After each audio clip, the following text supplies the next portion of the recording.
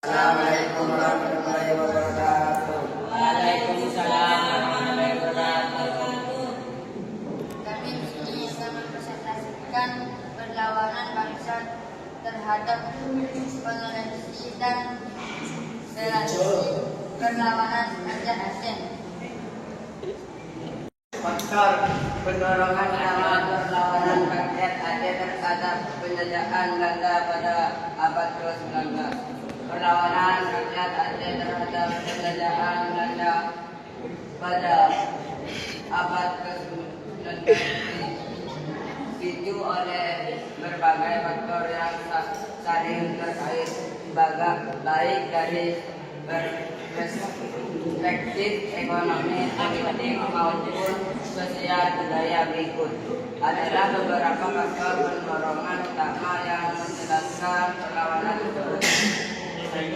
Ambisi kolonial Belanda memiliki ambisi besar untuk mengusir seluruh wilayah Nusantara termasuk Aceh yang dianggap sebagai penghalang utama perluasan kekuasaan mereka di Sumatera. 2.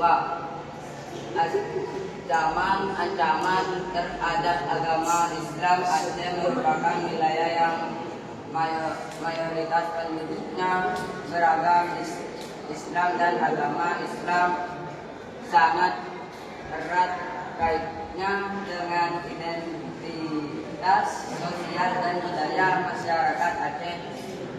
Kedatangan Belanda dianggap sebagai ancaman terhadap agama dan ajaran Islam. 3. Ketidakadilan dan penindasan kolonial. Sejak awal kedatangannya, Belanda menerapkan kebijakan yang sangat menindas terhadap rakyat Aceh baik dalam hal sosial, ekonomi maupun politik. 4. Semangat perjuangan untuk kebebasan rakyat Aceh memiliki semangat juang yang tinggi dalam mempertahankan kebahasaan mereka. Aceh sejak masa Kesultanan Aceh Darussalam telah dikenal sebagai pusat perjuangan melawan penjajahan asing baik Portugis maupun Belanda. Untuk strategi perlawanan yang dilakukan oleh rakyat Aceh selama Perang Aceh 1873 sampai 1904. Bentuk dan strategi perlawanan yang dilakukan oleh rakyat Aceh selama Perang Aceh 1873 sampai 1904 sangat beragam dan menunjukkan ketangguhan serta kecerdikan dalam menghadapi penjajahan Belanda. Berikut adalah beberapa bentuk dan strategi perlawanan yang dilakukan oleh rakyat Aceh. 1. Perlawanan militer terorganisir.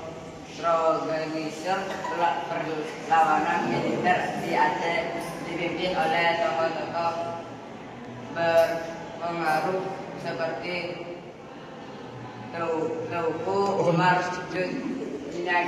Dihem dan Sultan Ali Muhayyad Shah. Meskipun Belanda memiliki jumlah pasukan yang lebih banyak dan teknologi modern, rakyat Aceh tetap melawan dengan keberimanan. Mereka menggunakan taktik sesuai dengan kondisi geografis Aceh yang berbukit dan sulit diakses. 2. Perlawanan gerilya.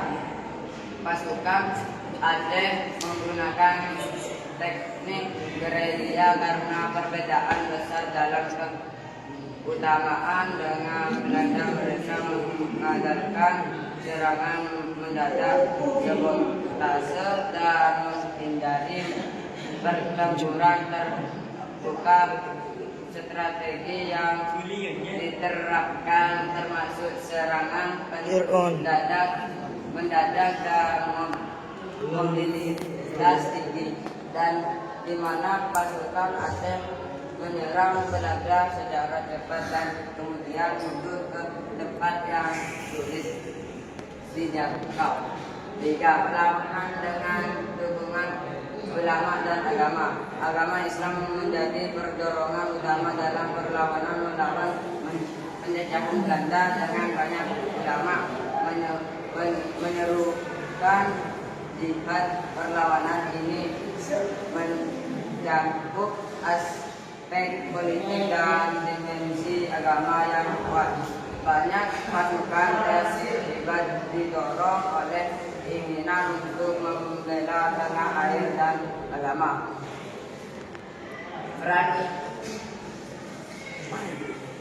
Peran ulama, tokoh agama dan masyarakat dalam memperkuat perlawanan terhadap Belanda.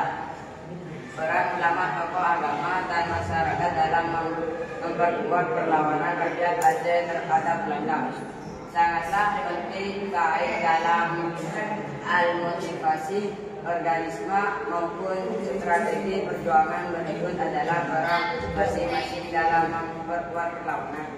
1. Peran ulama dalam memotivasi perlawanan. Ulama memainkan peran penting dalam memotivasi masyarakat Aceh melawan penjajahan Belanda. Mereka dihormati dengan fungsinya sebagai pemimpin keagamaan serta pemajuan spiritual. Ulama mengaitkan perlawanan dengan kewajiban agama jihad atau perang suci untuk mempertahankan Islam dan tanah air. 2. Peran tokoh agama dalam kepemimpinan perlawanan. Tokoh agama di Aceh memiliki peran penting dalam perlawanan. Selain sebagai pemimpin spiritual, mereka juga memimpin pasukan dan merancang strategi. Mereka menjadi penghubung antara masyarakat dan pemimpinan perang serta mengkoordinasi gerakan perlawanan. Teuku Umar adalah salah satu tokoh utama dalam perang Aceh.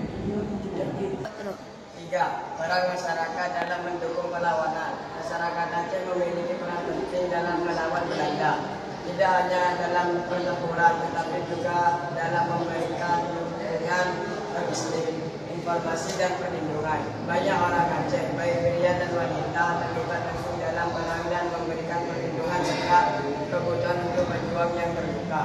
Mereka juga menyerupai sumber daya seperti senjata, makanan dan obat-obatan. 4. Pentingnya peran masjid dan pesantren. Masjid dan pesantren di Aceh sangat penting untuk mengorganisir masyarakat.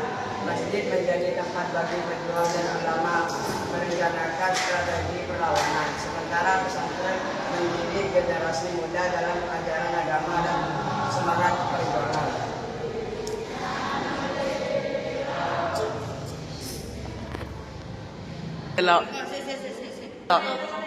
Cukup sekian presentasi dari kami. Wassalamualaikum Waalaikumsalam.